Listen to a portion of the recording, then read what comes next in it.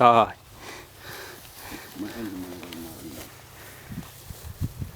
Se räpättää vielä tuo. No niin, koira kehi. Mikä se putosi? Tuonne, missä on pajut.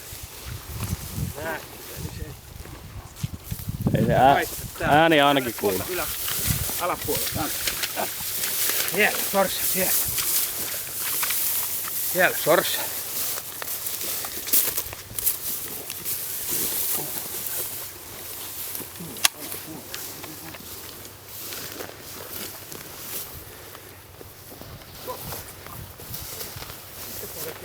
No monet tulee se virhe, kun se lähtee.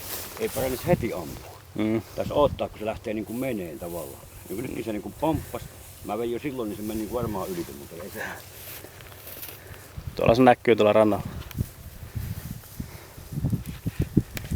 Päästä nyt tuosta kun menee niin tuohon isolle valille. Sanoin niin, ei päästä. Ei pääse tuohon peukkaan. Tästä kun menee tohon ylitte, sitten kävelee tuonne oikealle. Mitäs mennä niinku tuonne ja siinä yksi sorsa on tossa. Joo. Tosta kato yli ja tuota penkkaa tonne ja sitten tuo.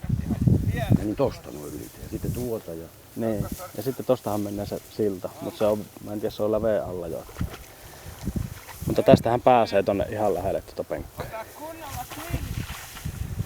Oothan nyt. Tää teekö viime vuonna tai toisinko viime vuonna? Niin, me tehtiin sama homma yö. Joo.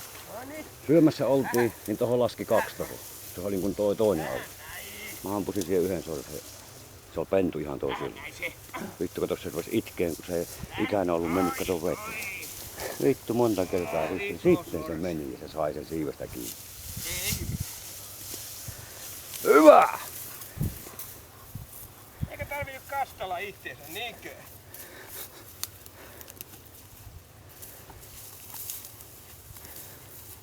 Se on mennä välin päälle jumattoko.